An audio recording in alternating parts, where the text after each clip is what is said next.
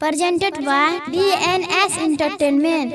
आइए हम राइटर मनीष मारिया एक ऐसी सच्ची घटना को संगीत के माध्यम से पेश कर रहे हैं जो 3 अगस्त 2020 को रक्षाबंधन के दिन कितने लोग मानसी से एकनिया दियारा लौटने के दौरान नदी में डूब गए। और इसी घटना को हम संगीत के माध्यम से सुनते हैं गोरेलाल की आवाज़। भेले कौन गलती है मैया, भेले कौन गलती है मैया, मंगिया दिल हो जाए रहे। भेले कौन गलती है मैया, मंगिया दिल हो जाए रहे। नदिया में डूबल हमर बलमुआ, नदिया में डूबल हमर बलमुआ, ले लो हो हो सिंगार है। भेले कौन गलती है मैया, भेले कौन गलती है मैया, मंगिया दिल हो जाए रहे। भेले कौन गलती है मैया, मंगिया दिल हो जाए रहे। शांति रिकॉर्डिंग स्टूडियो राजा मानसी।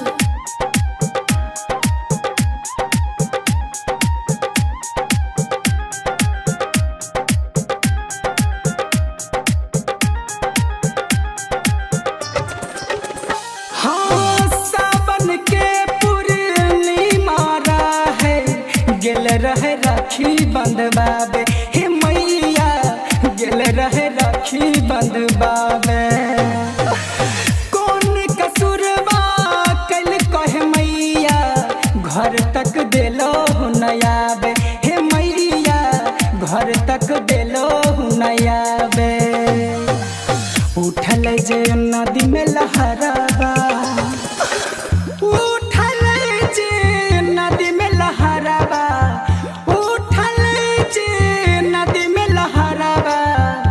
बन गेला तोहर धार है। नदिया में डूबल बलमुआ, हाँ हाँ नदिया में डूबल बलमुआ, ले लो हो हो सिंगार है। भेले कौन गलती है मैया, दिल हो मंगिया उजाड़ है।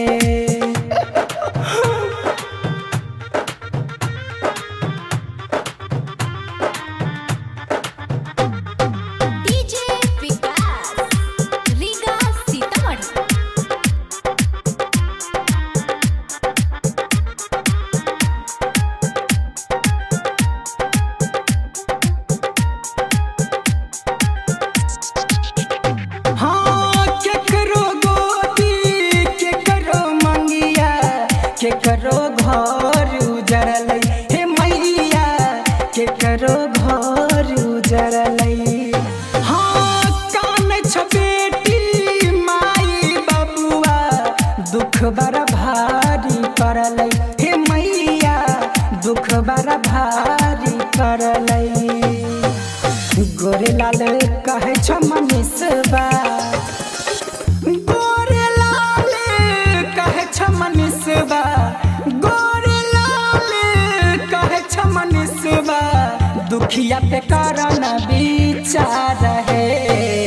भेले कौन गलती है मैया, दिल हो मंगिया उजाए रहे।